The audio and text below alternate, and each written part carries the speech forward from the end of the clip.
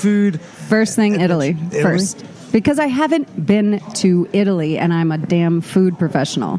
I mean, I shouldn't even say that. On a podcast, I'll get fired for my job. But no, it's just it's a shame. Somebody sponsor her and send her to Italy. Please. You know what? We may have to start a little... Slush fund. Yeah, there we go. Kickstarter. Well, there we go. No Vacancy. We'll do something to help get Denise to Italy. Do you want to hear the really sad thing? I took Italian in college. I was supposed to study abroad, and it didn't work out. And so it's been literally a dream since the 90s. But no, it's going to happen. It'll happen. Yeah. It'll definitely happen. Put it out, so what we've learned is if you put it out there enough, it's bound to happen. If you say it, absolutely. So like it's like a vision board. I know. We continue to tell our listeners to go rate and review us on iTunes. And God forbid it's going to eventually happen. They're going to do it. Everybody, go rate them on iTunes. Seriously, come on. More than the 16 of the people that have. We appreciate it. You see that seamless plug? I did. We're getting better. Smooth, man. Smooth. Yeah. Thank you. All right, so you moved here in 2014. You've had a pretty sweet gig going for us, so you got to play with food in different facets. Let's start talking about the food scene in Denver. Let's start with what it looked like in 14 and juxtapose what it looks like in 18. Well, in 14, when I did not have my 5280 job and I was working at Crapsy, they worked you hard. So I was working a lot, and we have a kid. And so I was going out, maybe once a month on a date night with my husband. I was not eating out the way I do now. So, there's that to say. And I try to think about that with our readers. People don't go out 7, 8, 9, 10, 11 times a week the way I do, right? People go out. I mean, how often do you guys go out? 3, 4 Not for podcasts, just your regular. Do you really? We're both single. Okay. And our friend group is a fair amount of young professionals that are also either single or in relationships, but not tied down with children. Yep. No offense. Trust me, it changes everything. Yeah. There's not we're not going to Science Club. We're probably going to go to the Q House. Right. Oh, I love Q House. Right. Yeah, that's right, because you live in Congress Park. Right. So it's something like that. So we get Finn's Manor is a regular for us. Sure. I feel like eventually they're going to be our goddamn sponsor, because we talk about them almost every week. They're great. I mean, they're so great. Yeah. I love them. But so that's kind of the level. So if you're going out, you're not, Morin, actually, I think it's quite affordable for what you're getting, where we're sitting right now, but you're not going to Morin every night. My job is to go high and low. I have one team member, Callie, who is amazing, my better half. But really just the two of us are trying to cover everything going on, in the state. That's I mean, a lot. primarily Front Range, but yeah, it's a lot. So we go out way more. Anyway, awesome. What you asked was how the scene has changed, and I can say that I wasn't as in it in 2014 as much as when I started this in 2016. But, oh my God, the things that have opened in the last 2 to 4 years, the way that things have changed in this town is pretty impressive. So let's say... What would you put it on pace with? Is there a city that you would compare it to, foodie-wise, that is L.A. is known for a pretty well-dominated food scene? I mean, are we seeing an Austin growth, or are we looking at a Chicago? What's our scene look like comparatively? If you look at L.A., San Francisco, New York, Chicago, that's one tier, right? And those are huge cities with millions of people. We're simply not that big, and we're getting bigger all the time, but we're not that big. So we're in the, and even Austin is bigger than us now, but we're in the Austin, San Antonio, Nashville is getting really big, Memphis, Charleston, we're in that just by size. Charleston's a nice little, there's amazing food in all of those places and more.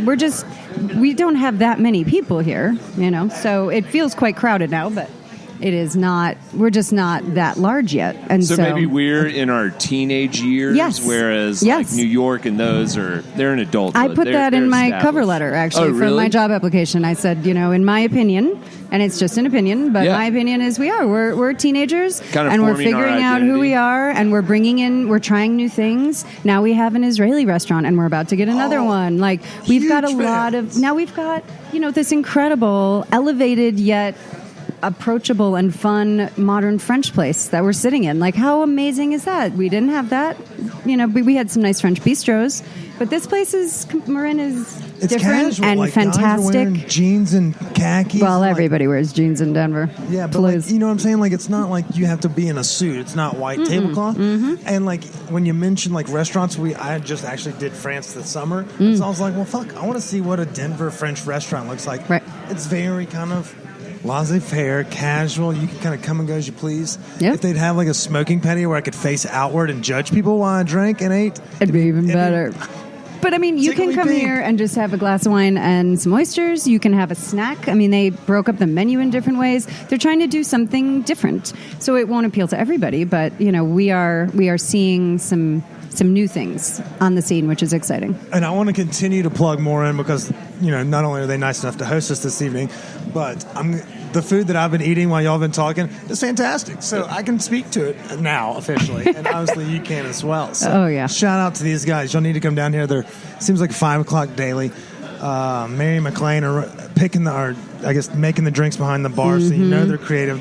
Those guys are miraculous. Oh, the wine program here is amazing. They're doing natural wines, which are all the rage across the country. Yeah. So they're wines that are made with very little intervention. I mean, okay, so grapes are natural, right? Wine is a natural product. But if you don't know about the nitty-gritty of making wine,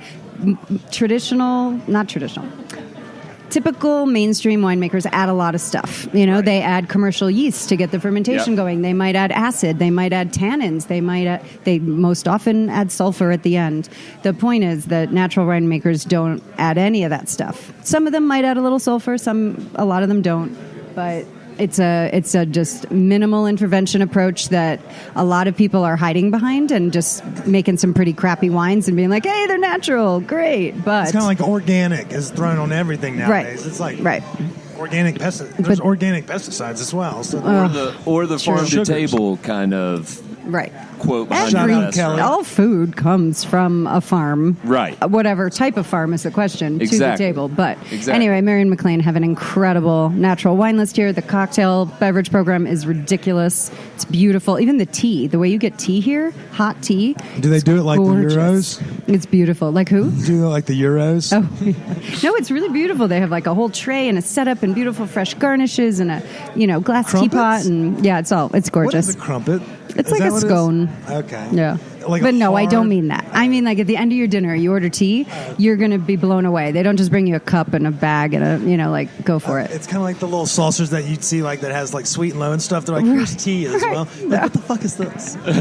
It's far better than that. Espresso it's no with mean a little, give me a little bit of like that those thin sugars and a cool little spoon and I'll sit here and feel all cool. I can get behind it and I feel everybody in Denver, if I can as the not food guy, I feel that everybody can. All right, so coming back to when you first came to Denver, if you could use refocus 5 words or less, what would you say described the scene when you first got here? When I first got here, 5 words or less. We were burgers. I'll say one word. No, steak, potatoes, fast food chains. Well, I mean, I don't participate in the fast food, whether this was my job or not. To my son's horror and constant disappointment, I don't really like fast food. It doesn't make me feel good, and I know enough about food and to know that you can't be a healthy individual on this planet by putting crap in your body. So I don't really do a lot of the fast food anyway. There were plenty of places back then when I was going out, once a month to keep me happy, and I thought there was much better food here than Danbury. That's for damn sure. So maybe when you first got here, how many people live far in more Danbury? interesting. I don't know. Plenty. They're very nice people. There's just it's like Red Lobster, Olive Garden, Cheesecake Factory. I lived by the mall, and I hate malls, so it was not my favorite place to be. So maybe not using 5 words to describe the scene, maybe saying when you first moved here, what was the first memorable meal you had? Oh, that's a great question. Where you ate somewhere and you were like, wow. Oh, you know what? I was worried that I would be leaving behind fresh seafood coming from the East Coast out here, and I went to Sushi Den, and I was so happy because I love sushi. I could eat our oceans dry. I try not to, but I could, and I was so happy that there's great sushi here. I mean, we have excellent sushi. I'm a Louisiana, sushi. Mississippi boy right there along that little cusp, and then all the way down to I'm a Gulf Coast. Mobile. Yep. So we love it. And we'll still fly our crawfish out because you don't want to buy it for the guys on South Federal for $7 a pound. Yeah. Well, like soft shell crabs, I miss. Live lobsters, I miss. Right. But really, aside from that, shout out to Max and them. We're about to have some lobster on deck. Main Shack. I have had those lobster rolls, and they are delightful. I cannot wait. Our friend Littman, who's a co-host for this program, he did the last pop-up they did. He's like, hey, Kip, they have a half-pound lobster roll. They're massive. They're beautiful. They're beautiful. I haven't seen them yet. I know. I'm excited. I'm telling you, so this restaurant group, Morin, and Senor Bear? Senor Bear and Bardot, and now the upcoming Ashkara and Ashkara, I guess it's called. What's Oshkosh? Ashkara. It's going to be next to Senor Bear in the old Bremen's Wine and Tap location. And Daniel Asher, who has River and Woods out in Boulder and was behind the opening menu at Acreage, which is that amazing cidery out in Lafayette, he is doing the food there. And it's going to be, again, like modern Israeli with North African and Moroccan influences. It's going to be incredible. And my point being, this group, it's just an amazing restaurant group, and they are bringing doing some good things. They're bringing wonderful things to the scene. A lot. I mean, I don't know if any of them ever sleep, to be perfectly honest. Awesome. That's all right. Well, so you mentioned it earlier, and we have an Israeli restaurant. You're talking about Safta. Right. So things like Safta. I love that place. I love Safta. The New Orleans restaurant was hitting. Yep. I'm glad they chose here for their next we're location. So lucky. That's incredible. Things like Alan Shaya coming here from New Orleans. Things like Tyson Cole coming here and bringing Uchi here from Texas. Yeah, the first non-Texas location being in Denver. Mind-blowing. I mean, these are two beautiful, beautiful restaurants that we're really lucky to have. It says a lot about Denver. Transplants aren't all that bad. No, we're not. Did you hear that, Sam? Do you guys know have you seen the bumper sticker? It says, I'm a transplant, but I got here as soon as I could. Yeah. Or I'm not a native, but I got here as soon as I could. And I think we're getting food cred out in the larger scene. For instance, I was super annoyed. Eater put out their 38 essential American restaurants yesterday, I think, day before, and we don't have one on there. Really? And I'm aggravated, Eater. After winning a James Beard Award. I know. Alex Seidel won a James Beard Award for merchandise. Shout out Big A. We were friends of his. Yeah. And we've got several nods from Bon Appetit, like the past 3 years. We're getting a lot. We're getting well-deserved attention, I think.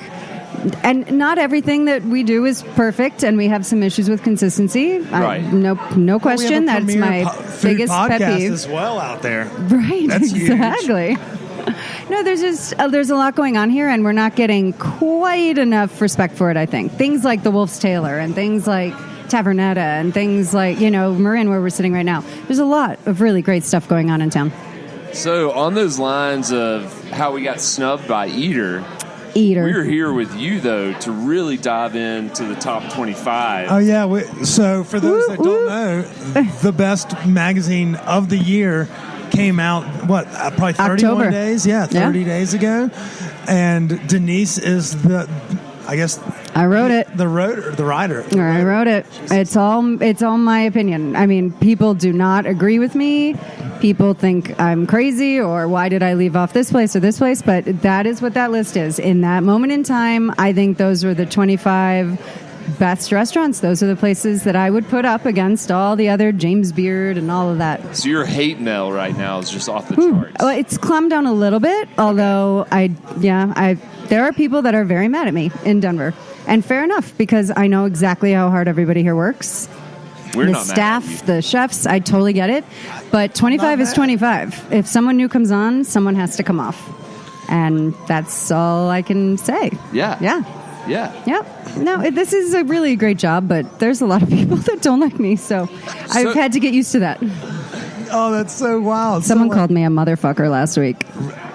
To your face? No, not to my face. It came back to me. Okay, so we're the anti-Yelpers. We find that people that Yelp are cowards. It's the same people that are on Twitter, saying blasphemy things. Yeah. They hide behind a keyboard. So someone's sending you an email.